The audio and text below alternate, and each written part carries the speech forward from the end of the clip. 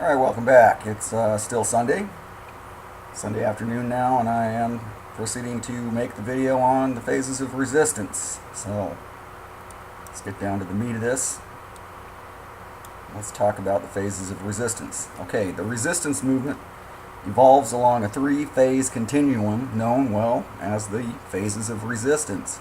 Current SF field manuals still define the resistance in terms of three phases, as does Mao's classic discussion of guerrilla warfare. Mao would consider the resistance as a subcategory of guerrilla warfare, and Army Special Forces considers guerrilla warfare a phase that a resistance usually goes through, but not always. Okay, for our purposes, our model parallels Special Forces doctrine, but we are going to be a little more anal about marking a separation between the phases with an event that is impossible to miss when it happens. Also understand that my lines in the sand here apply mostly to the example of the American continent. This is written for the real Americans left in America. So I don't give a rat's ass about the resistance movement in Third World Chupacabra, where the national bird is a vampire bat. Alright. Now I've taken the three phases of the resistance according to Special Forces, and I've made it my own. So I've renamed the three phases, which I call Ready, Set, Go. And so let's take a look at this. I've made a diagram to illustrate the different phases and the separation between the phases. And I call my matrix the Ready, Set, Go continuum of re-liberation warfare. Alright, let's take a look at that right now.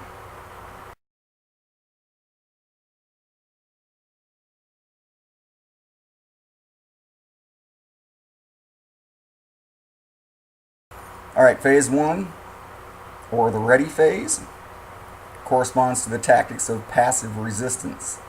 This is the kind of stuff that is considered nonviolent and within the boundaries of the local legal system's method or methods for addressing the ruling structure for a redress of grievances.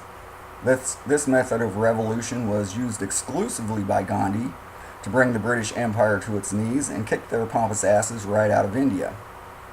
Alright, something else I want to bring to your attention for phase one activities. This is another really good book. It's the Rules for Radicals by Saul Alinsky. And if you're any kind of student of political science, you understand Saul Alinsky was a leftist during the 60s and 70s, a progressive as they call themselves. But that doesn't need to detract from the fact that his tactics for causing political change are any less valid in the cause of liberty. We can adapt everything he does in that book to the goals we're seeking to accomplish here. So what kind of things do you focus on in phase one? Well, in a word, organization. Specifically engage in grassroots communication, outreach, and organization by focusing on forming political organizations that attack the state with things like local ballot proposals. Concentrate on moving into the political structure with resistance representation. The name of the game in phase one is changing the state from within using legal and peaceful means. The objective is to steadily diffuse state power and correspondingly increase local social power. Let's review what Albert J. Knox said about this dynamic in his seminal discussion called Our Enemy, the State. It is unfortunately none too well understood that just as the state has no money of its own, so it has no power of its own.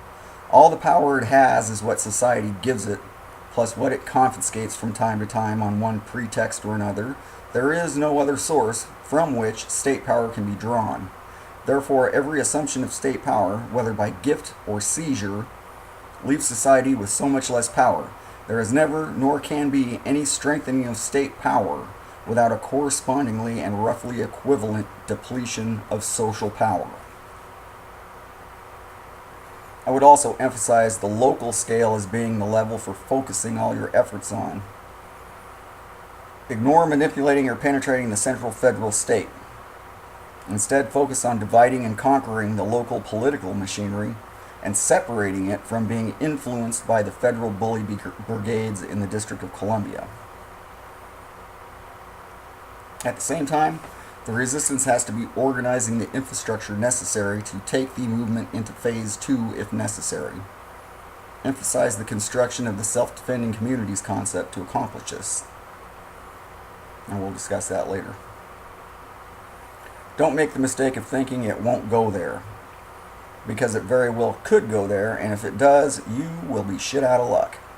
So think in terms of organizing your political operations to become functional components in Phase 2 resistance organizations should the need arise. Identify people and jobs and functions that will be able to become a cog in the machinery of one of the three components of a combat environment resistance movement. These are the auxiliary, the underground, and the G-force, or the guerrillas. Every able-bodied member of the resistance should be able to function as a guerrilla. This means that it is up to every member to actively practice tactical infantry battle drills with their fellow dissidents. This can easily be camouflaged during Phase 1 activities.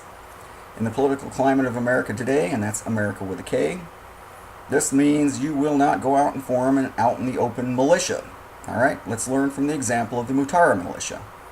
So I suggest forming a paintball team instead, and practice real shooting drills with real firearms from inside local gun clubs and competitions.